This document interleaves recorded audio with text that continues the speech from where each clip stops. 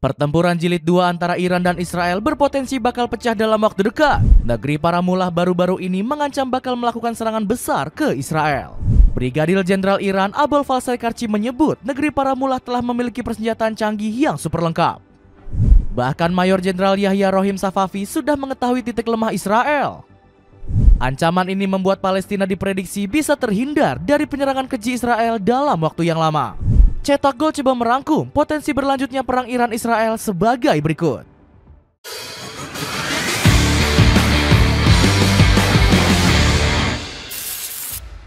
Ancaman serangan besar Iran ke Israel.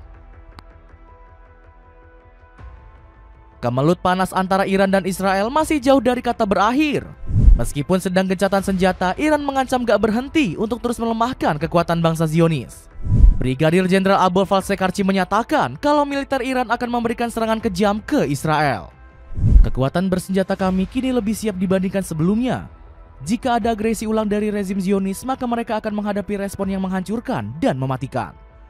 Peningkatan kewaspadaan Iran gak lepas dari Israel yang terus melanggar perjanjian gencatan senjata. Terbaru negeri Zionis menyerang Rumah Sakit Indonesia. Akibatnya Direktur Rumah Sakit Indonesia bersama keluarganya dilaporkan meninggal dunia. Indonesia turut berduka atas wafatnya Dr. Marwan Al-Sultan, Direktur RS Indonesia di Gaza, beserta keluarganya pada tanggal 2 Juli 2025 dan mengutuk serangan Israel tersebut. Tulis Kemlu RI. Gak cuma itu, Israel juga berupaya mempersiapkan serangan ke negara Iran. Negeri para mullah bahkan siap memperlihatkan serangan besar ke bangsa Zionis. Hal ini terlihat dari Iran yang mulai menyiapkan senjata-senjata canggihnya. Sebut saja seperti drone Shahed 136 yang sering digunakan untuk meledakkan sasarannya. Selain drone, Iran juga telah menyiapkan berbagai rudal generasi terbarunya. Bahkan negeri para mullah disebut sudah mempersiapkan nuklirnya untuk memporak-porandakan Israel. Masoud Pezeshkian selaku Presiden Iran telah memberlakukan secara resmi undang-undang yang menangguhkan kerjasama dengan Badan Energi Atom Internasional. Lansir televisi pemerintah Iran. Belum lagi Iran juga mengancam dengan menyebut mereka mengetahui titik lemah dari Israel. Daerah tersebut bahkan dikatakan akan menjadi target utama dari negeri para mullah.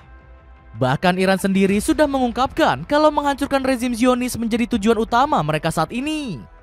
Kehancuran rezim Zionis dan Netanyahu sudah di depan mata.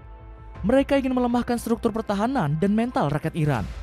Tapi justru menyatukan kami. Respon kami akan lebih luas dan lebih intens, ujar Mayor Jenderal Yahya Rohim Safavi. Israel mulai terdesak.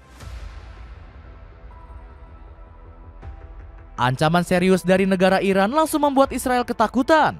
Negeri Zionis dipastikan bakal hancur lebur apabila perang kembali bergejolak dalam waktu dekat. Seluruh wilayah negeri Zionis dipastikan bakal lenyap jika perang kembali dilanjutkan.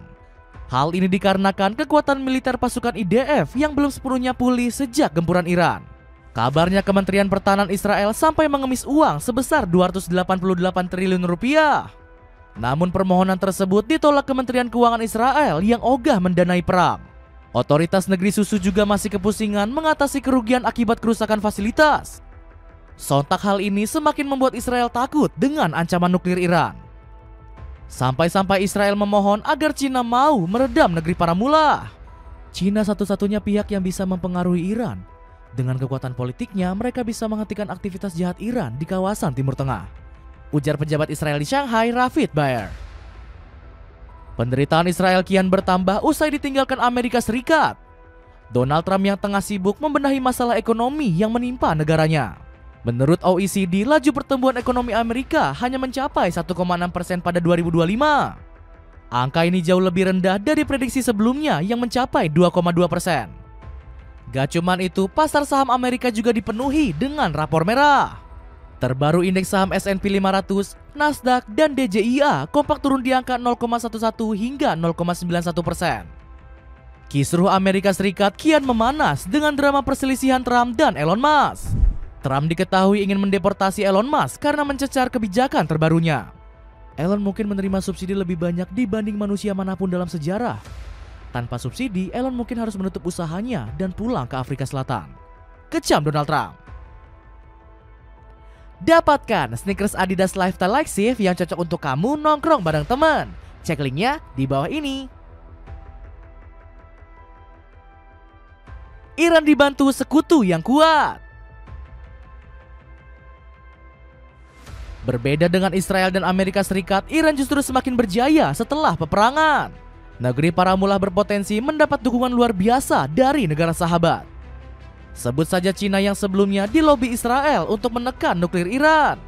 Bukannya dituruti, rezim Xi Jinping malah membelot dengan menyokong nuklir Iran.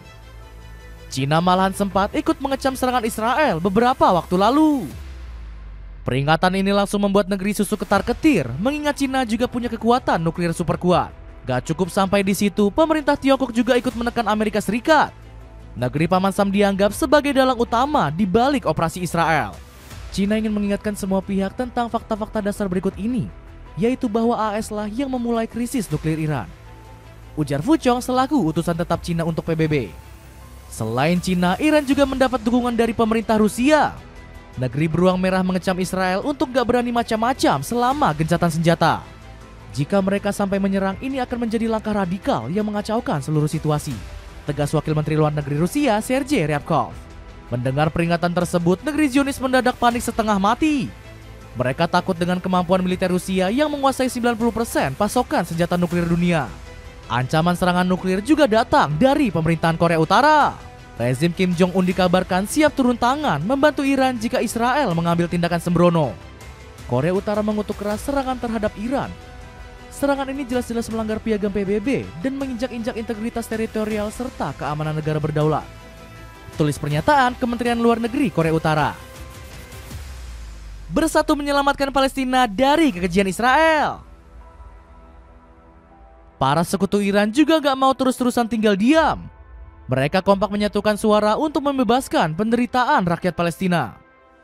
Kali ini giliran Qatar dan Mesir yang mengambil peran sebagai mediator. Keduanya menjadi mediator tercapainya gencatan senjata antara Hamas dan Israel. Pada awalnya, Israel sempat menolak proposal damai selama 60 hari. Negeri Zionis ngotot ingin berperang dan melanjutkan penjajahannya di tanah para nabi. Namun Israel akhirnya menyerah dengan segala kisruh dan tekanan internasional. Perubahan Israel ini disambut baik oleh Donald Trump selaku Presiden Amerika Serikat. Israel telah menyetujui persyaratan yang diperlukan untuk menuntaskan gencatan senjata 60 hari. Saya harap kesepakatan ini membawa kebaikan bagi Timur Tengah, ungkap Donald Trump. Meski begitu, para sekutu ogah percaya begitu saja dengan janji manis Israel. Rusia sampai langsung turun tangan untuk membebaskan penderitaan rakyat Palestina. Sejak 2020 silam, Vladimir Putin sudah menjalin hubungan baik dengan Hamas maupun petinggi Palestina. Tak cukup sampai di situ, negeri beruang merah juga kerap memberikan bantuan. Kabarnya mereka telah mengirim sekitar 700 ton paket bantuan ke jalur Gaza. Segala upaya ini dilakukan Putin yang tulus mendukung kemerdekaan Palestina. Sikap kami tentang masalah ini tetap tidak berubah. Kami bertekad untuk memanfaatkan kesempatan yang ada untuk membantu rakyat Palestina, tegas Putin. Dapatkan harga murah jaket Cambria dari Vibes Apparel dengan mengklik link di bawah ini. Itulah ulasan potensi berlanjutnya perang Iran dan Israel. Bagaimana pendapatmu? Akankah Israel kembali menanggung malu dikalahkan militer Teheran? Coba tulis pendapatmu di kolom komentar di bawah ini.